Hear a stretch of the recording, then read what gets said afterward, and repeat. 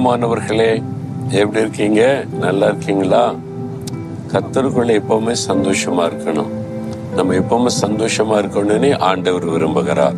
பிரச்சனைகள் இருக்கும். பாருங்களேன், இந்த கடலை பாக்குறீங்கள, அலை வருது. அது ஒரு குறிப்பிட்ட எல்லை தான். அதுக்கு ஆண்டவர் ஒரு எல்லையை குறிச்சிட்டாரு. பாக்குறதுக்கு கடற்கரை என்னன்னா பயங்கரமா தெரியும் சில சமயத்துல பெரிய அலை வரும்போது. ஆனா இம்மட்டுவா மிஞ்சி வராதுன்னு கர்த்தர் அதுக்கு ஒரு எல்லை குறித்து இருக்கிறாருன்னு வேதத்துல சொல்லப்பட்டு இருக்கிறாரு. அப்ப அந்த கடலில் வரும், அப்புறம் உள்ள போயிடும்.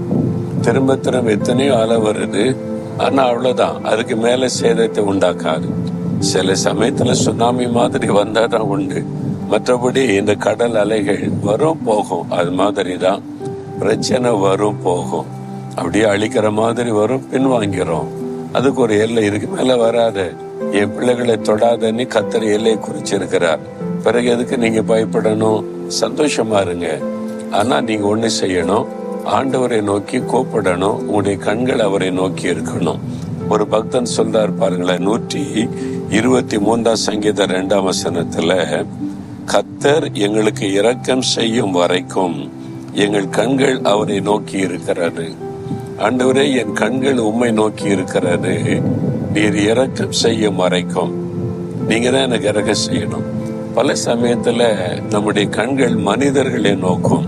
யாராவது நமக்கு இரக்கம் செய்ய மாட்டாங்களா? இந்த ஆபத்துல, இந்த நெருக்கத்துல யாராவது உதவி செய்ய மாட்டாங்களா? நம்ம கூட வேலை செய்யறவங்க அல்லது நம்முடைய தெரிந்த சொந்தக்காரங்க, நம்மோட பழகினவங்க, நண்பர்கள் யாராவது இரக்கம் செஞ்சிட மாட்டாங்களா? இந்த இக்கட்டில் அகப்பட்டு கொண்டேனே, உதவி செய்ய மாட்டாங்களான்னு மனிதர்களை நம்முடைய கண்கள் தேடும். மனிதர்களை நோக்கி பார்க்கும். பல சமயத்துல ஏமாற்றங்கள் தான். மனிதர்கள் நமக்கு உதவி செய்ய விரும்பினா கூட சில சமயம் அவங்களுக்கு முடியாமல் போய்விடும். அவங்க மேல குற்றம் சொல்ல முடியாது. அவங்களுடைய திராணிக்கு ஏற்றபடி தானே முடியாத பட்சத்துல. ஆனா ஆண்டவர் இது எனக்கு முடியாது மகனே, மகளே, இது என்னால முடியாது அப்படின்னு ஆண்டவர் சொல்லுவாரா? அவரால் எல்லாமே முடியும். அப்போ ஆண்டவருடைய கண்களில இரக்கம் கிடைக்கும் வரைக்கும் நம்முடைய கண்கள் அவரையே நோக்கி இருக்கணுமா? இயேசுவை விட்டு கண்ணை இந்த பக்கம் அந்த பக்கம் விளைக்கிறாருங்க. இதே மாதிரி ஒரு கடல், கலிலேயா கடல்ல இயேசு கிறிஸ்து தன்னுடைய சீஷர்களை படகுல போய் சொன்னார். அவங்க போனாங்களா? ராத்திரி நேரம் எதிர்காற்றா இருந்ததுனால படகு நடுக்கடல்ல அகப்பட்டு கொண்டது. முன்னாலும் போக முடியல, பின்னாலும் போக முடியல. பெரும் காற்று வீசுகிறாரு. இப்போ அவங்க அமிழ்ந்து போகிற சூழ்நிலை. அப்படிதான் இருக்கீங்களா? வாழ்க்கை படகை அமிழ்ந்துற மாதிரி இருக்குது. முன்னாலையும் போக முடியல, பின்னாலையும் போக முடியல. காற்று அடிக்குது, அலை அடிக்குது. என்ன பண்றதுன்னு தெரியலன்னு நிக்கிறீங்களா? உங்களுடைய வாழ்க்கை படகுல அதே மாதிரிதான் சீசைகள் தத்தளித்தாங்களா? இயேசு தன் சீசைகளுக்கு உதவி செய்ய கடலின் மேல நடந்து வந்தார். அவரால் முடியும். அவர் சிருஷ்டித்தவர்ல கடலின் மேல நடந்து வந்து தன்னுடைய ராத்திரி நேரத்தில் சீஷைகளை பார்த்து, பயப்படாதங்க, நான் தான் என்று சொன்னார். பேதுரு என்ற ஒரு சீஷன் இருந்தான். அவன் எப்பவுமே ரொம்ப துருன்னு முந்திரி கொட்ட மாதிரி பேசுற ஆளுதான். ஆனா அவருக்கு அந்த நேரத்துல படகுல இருந்த ரொம்ப ஆபத்து, இது கவிழ்ற மாதிரி இருக்கு. இயேசு பக்கத்துல போயிட்டா நம்ம சேஃபா இருக்கலாம்னு சொல்லி, ஆண்டவரே, நானும் கடல் மேல நடக்க எனக்கு ஒரு பெர்மிஷன் தாங்க, எனக்கு உதவி செய்யுங்கன்னு ஒரு ஜெபம் பண்ணினார். நீ வான்னு சொல்லிட்டார் ஆண்டவர். அதெல்லாம் வர முடியாது, நான் கடவுள், நான் எவ்வளவு பெரிய ஆளு, நான் நடக்கலாம், நீ சீஷன், அமைதியாரு. அப்படி இயேசு சொல்லல. ஏன்னா அவர் பிள்ளைகளை போல நேசித்தார்ல, அவர் தகப்பன். சரி வா மகனேன்னு சொல்லிட்டார். இப்ப பேதுரு காலை கடல் மேல எடுத்து வைக்கிறார், படகை விட்டு வெளியில. எப்படி இருக்க கற்பனை படி பாருங்க. படகை விட்டு காலை எடுத்து தண்ணியில வைக்கும் போது அமிழ்ந்து போயிட்டா.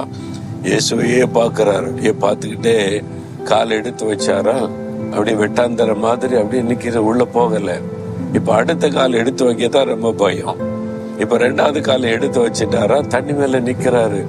ஆனா அவருக்கு அப்படியே ஆண்டவரே பாக்குறாரு. பயம், கடல் அலைகள் கொந்தளிக்கிறது, காற்று வீசுது. இயேசு மேல கண்ணை வைத்து அப்படியே நடந்து போகிறார். சில அடி தூரம் போயிட்டார். இப்ப படகு அங்க இருக்குது, இயேசு முன்னால இருக்கிறாரு. பாதி தூரம் போயிட்டாரு. இப்ப மெதுவா திரும்பி பார்த்தார். இயேசுவையே பார்த்துக்கிட்டு இருந்தவர் அப்படி திரும்பி பார்த்தாரா, படகு அப்படியே தத்தளிக்குது, மூழ்க போகிற மாதிரி இருக்கு, காற்று வீசுது. அதை பார்த்த உடனே ஐயோ நான் இங்கெல்லாம் நிக்கிறேன், ஒரு பக்கம் இயேசு அங்க இருக்கிறாரு, படகு அங்க இருக்கிற, ரெண்டுக்கு மத்தியில இருக்கிறேனே அப்படின்னு பயம் வந்தது. அமிழ்ந்து போனார். ஆண்டவரே ரட்சின்னு கூப்பிட்ட உடனே இயேசு கரை நீட்டி தூக்கி, ஏன் சந்தேகப்பட்ட அப்படின்னு கட்டிட்டு கொண்டார். சூழ்நிலையை பார்த்த உடனே பயம். ஏன் சூழ்நிலையை பார்த்தாரு? இயேசுவின் மேல இந்த கண்ணை வேறு பக்கம் திருப்பினதுனால வந்த பிரச்சனை. நீங்க இயேசுவின் மேலே கண்ணு வைத்து கொண்டிருங்க, அவரையே பார்த்து கொண்டிருங்க, பிரச்சனை மாறிடும், போராட்டம் நீங்கிறோம், அற்புதம் நடக்கும். நீங்க இயேசுவின் மீது இருக்கிற கண்ணை வேறு பக்கம் திருப்பிட்டீங்கன்னா சூழ்நிலை பார்த்தா பயம் வரும், கலக்கம் வரும், அவிசுவாசம் வரும், அமிழ்ந்து போவீங்க. எங்களுடைய கண்கள் உண்மையே நோக்கி இருக்கிறது ஆண்டவரே அப்படி சொல்லுங்க. நீங்க ஜெயிப்பீங்க, போய் கரை சேர்ந்துருவீங்க, இதை மேற்கொள்ளுவீங்க. இன்றைக்கே ஒரு அற்புதம் நடக்கும். நீங்க கண்ணை வேறு பக்கம் திருப்பினீங்கல்ல, அதை அறிக்கையிட்டு, ஆண்டவரே நான் வேறு பக்கமாக என் பார்வை திருப்பினதை மன்னியும், உன் மீது நான் கண்ணை வைக்கிறேன்னு சொல்லுங்க. அற்புதத்தை காண்பீங்க. ஆண்டவரே என் கண்கள் உண்மையே நோக்கி இருக்கிறது, நான் இனி மனிதர்களை நோக்க மாட்டேன், சூழ்நிலைகளை நோக்க மாட்டேன், என் இயேசுவாகிய உண்மையே என் கண்கள் நோக்கி இருக்கிறது. நீர் எனக்கு இரக்கம் செய்கிற தேவன், இன்றைக்கு எனக்கு இரக்கம் செய்து அற்புதம் செய்கிறீர், விசுவாசிக்கிறேன். இயேசுவின் நாமத்தில் ஜெபிக்கிறேன். ஆமேன், ஆமேன்.